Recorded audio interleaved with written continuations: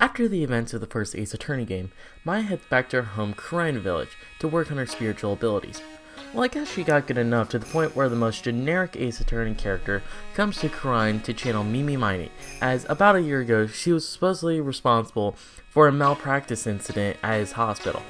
Well, Turner Gray isn't the best man himself, so he drugged Mimi to fall asleep at the wheel and crash. Mimi, being reasonably upset that she's dead, gets revenge on him by killing him as well. And because Maya was the one who contacted Mimi, she's the one under suspicion, and is the defendant. Again. Maya's got a thing for being framed for murder. Anyways, classic Ace Attorney hijinks ensue. You're reintroduced to Lada Hart, a photographer who made her first appearance in a case later on in this list, but she's as good here as she was in that case. Eenie Miney, Mimi's younger sister, who's not one of my favorites but has an amazing twist that I'll get to in a moment. And two of the most important characters are introduced here, Pearl Faye and her mother, Morgan Faye. Pearl is Maya's younger cousin, and basically becomes one of your assistants for the rest of the trilogy, making her role really important. She also hands you the Magnetana, a gem that lets you peer into the hearts of people and unlock their hearts from lying. It creates a mini courtroom segment and is always welcome when they show up. The investigations are always my least favorite part, so breaking them up with interrogation-like segments adds so much to the gameplay. There's also Morgan Faye, Mystic Missy's sister / Maya's aunt. Morgan's side of the family was the head of the family until Misty came along and took Morgan's position as the head of the family. Ever since then, Morgan has tried to kill off Misty's side of the family. After Misty left the family after the DL6 incident and Mia became a lawyer, the only person to deal with was Maya. So with the help of Eenie Miney, they frame her for murder of Gray. Jesus, that's a lot, and that's all before the twist. When collecting evidence, you start to find out Eenie isn't really who she seems. That's because she isn't Eenie, she's Mimi. The reports falsely said that Mimi died when the exact opposite happened. Enie's the one who died, but Mimi survived. But her face was so battered up that she had to get face surgery, and they used the wrong picture. They used Enie's picture instead of Mimi's. After admitting her identity, she also admits that she killed Gray, and Maya's innocent once again. You got all that? Good, because we're just getting started. This is the most unique case in the whole trilogy. Most of the time you're dealing with a murder. This time it's theft. The Phantom Thief, Mask to Mask, steals an urn that carries Mystic Ami's spirit, the same urn from Reunion and Turnabout. Ron DeLite is immediately arrested as he confesses to the crime, truly believing he's the thief. So you, being the caring person that you are, and because his wife asked you to, take on his case.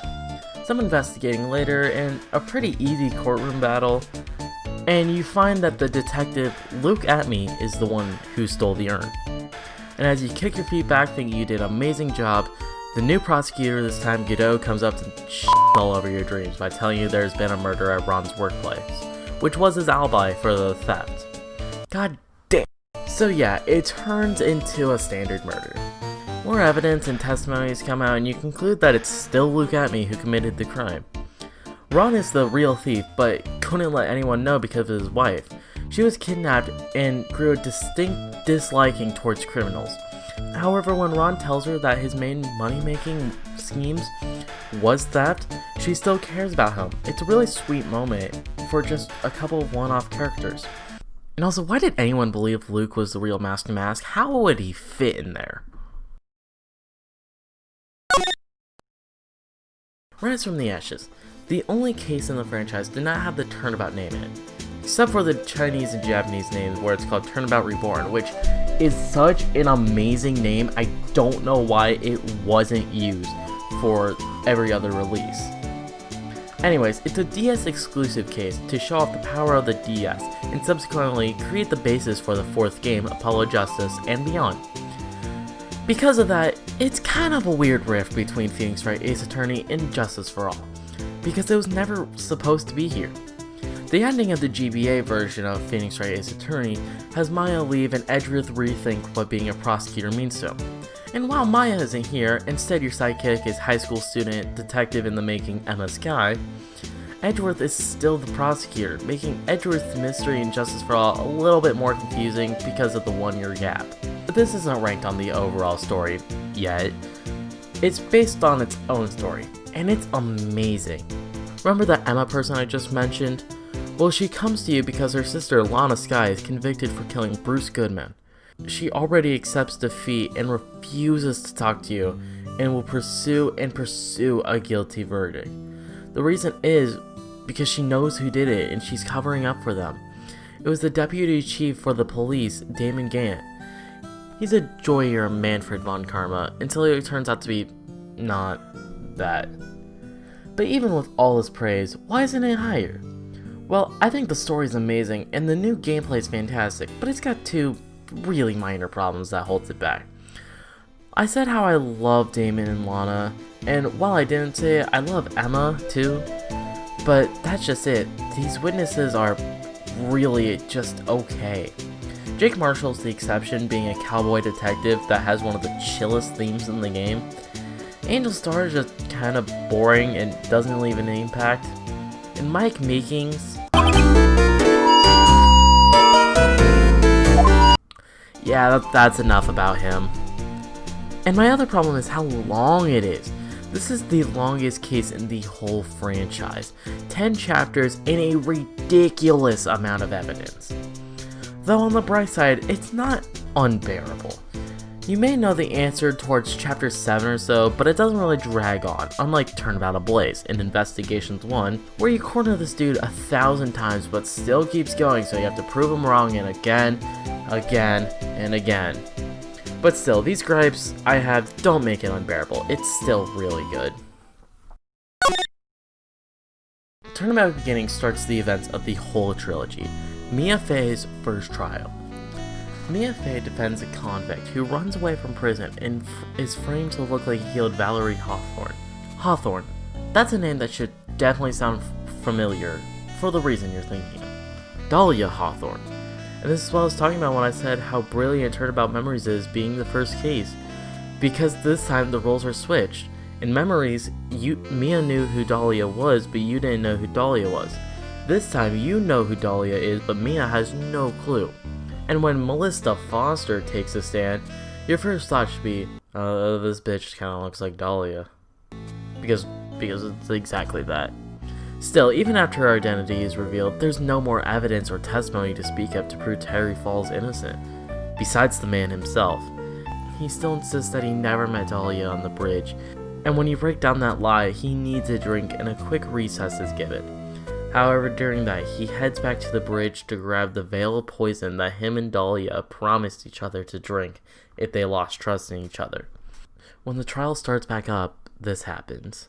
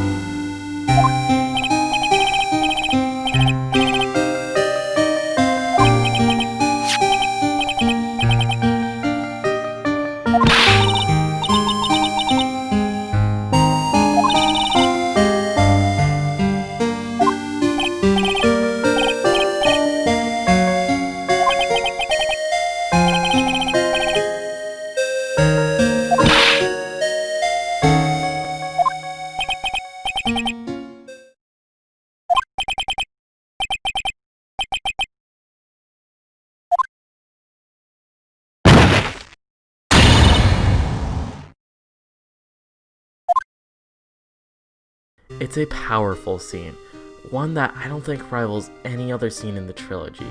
This man, who you're so close to declaring innocent, kills himself trying to protect this demented woman. No one won that day, only losers. But as Diego Armando reminds you, the only time to cry is when it's all over. It's a perfect end to an amazing case. Also, I don't know where to put this, but being a single trial, kind of like the beginning tutorial cases, with a story this jam-packed, makes me like it more because of the less amount of filler, but still, it's still really short, which is why I don't feel comfortable putting it even higher. Let's talk about Miles Edgeworth for a moment. In Ace Attorney 1, at least, he's a demonish prosecutor that will do anything to get a guilty verdict and believes every defendant is guilty. Now take someone like that and make him the defendant. He's already ruled himself guilty because of his personality and thinking everyone is guilty. Well, that, and you're going against Manfred von Karma, Edgeworth's teacher and another ruthless prosecutor that hasn't lost a case in 40 years. With all these odds, you'd think Phoenix would hesitate taking Edgeworth's case. Nope, without a second of thought, Phoenix takes his case. Investigations against you, trials push you through, standard stuff until about halfway. You learn some pretty important stuff. You learn why Phoenix became a defense attorney and what happened to Edgeworth's father. Gregory Edgeworth was a defense attorney before 15 years ago, until the DL6 incident happened, where Gregory, Miles, and Yanni Yogi were trapped in an elevator because of an earthquake. Greg and Yanni started fighting, which causes Miles to throw a gun to stop it, and it ends up going off. Miles thinks at the time that he killed his father, however, Von Karma is the one who got shot, and seeing the perfect opportunity to ruin Gregory for ruining his perfect record, shoots him and kills him. Also, with Gregory being a defense attorney and Miles being so fond of his father, he also wants to become a defense attorney. So when Phoenix is accused of stealing Miles' lunch money, the class instantly rules him guilty until Miles himself stands up for Phoenix and gets him a not guilty in the class trial. Now with all that info out of the way, why is it one of the best? You cross-examine a parrot to get Von Karma a guilty verdict. Oh, and the story is really strong and it's a really good ending to the original game, until Rise from the Ashes made it kinda messy. Now this is how Turnabout Samurai should have gone. You, Maya, and Pearl are invited by Will Powers to go to the Hero of Hero contest, where two rival TV stars, Matt Ungard and Juan Coretta, are competing. Matt wins and is supposed to hold a conference when Juan's body is found dead in his room. Matt is suspected and is arrested. While that happens, a bellboy, later established to be Shelly Day Killer, takes Maya hostage for the acquittal of Matt. Bit strange, but Phoenix cannot let Maya die, so he takes his case. Standard Ace Attorney affair, and you get the idea of who the killer is. Matt's manager, Adrian Andrews. But you can't get the acquittal on the first day, but the killer gives you only one more day. Now it's serious, frantically searching everything and asking everyone. Of course, the killer is now established to be the killer, so now it's more who hired him. Earlier when you asked Matt if he killed Juan, no psych locks. But when you ask him if he hired the killer, 5 appear. That can't be good. And it's not good because...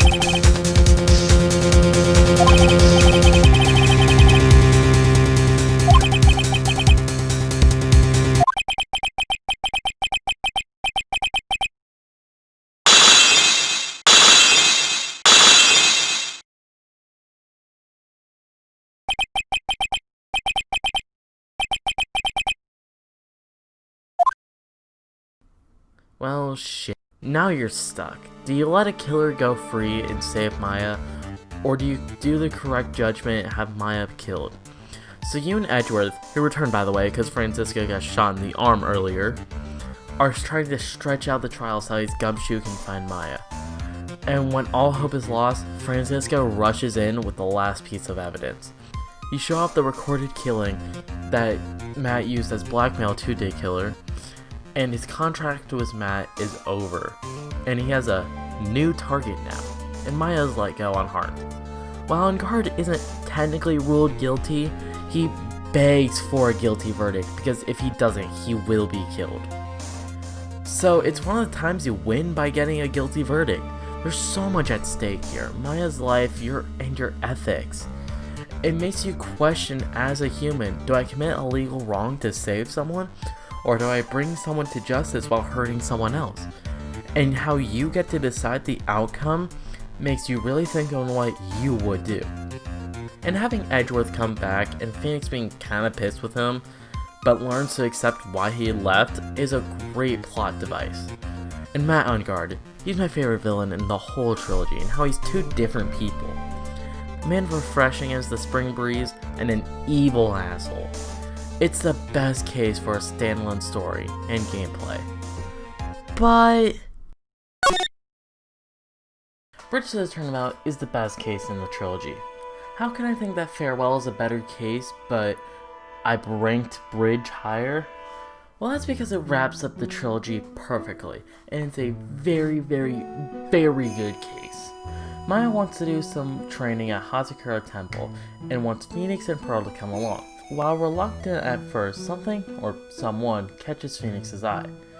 And when you get there, the lady that you went there for knows you, and you come to the conclusion that holy shit, it's Dahlia f***ing Hawthorne. Sorry. No, it's Iris. Along with Iris, you also meet Elise Stoneham. She invites Pearl to read with her, Maya starts her training, and Phoenix heads to sleep. However, in the middle of the night, a murder occurs, and Dusky Bridge is set on fire. Thinking that the killer crossed over to where Maya is, Phoenix runs on the burning bridge over to where Maya is, but the bridge breaks beneath him. He survives just barely, but there's no one to take Iris's defense, as she's the one accused of murder. No one but Miles Edgeworth. Yeah, I'm serious. Miles, your rival prosecutor, Edgeworth, is the defense attorney for the first half.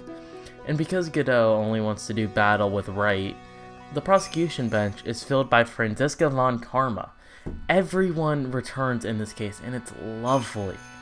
You finish the trial and return as Phoenix, and learn that the killer traps Maya in the cavern so she cannot escape. And the one to set the locks was Dahlia herself. That's all fine and dandy, but she was executed months before that. So instead of who killed Elise, now unmasked to be Misty Faye, Maya's mother, it's who channeled Dahlia. In court, you break down Dahlia into unpossessing Maya, but in doing so, it makes Maya look to be the killer. When testifying, Maya slips up and mentions a red light in the middle of the night. You know it can't be true, is it?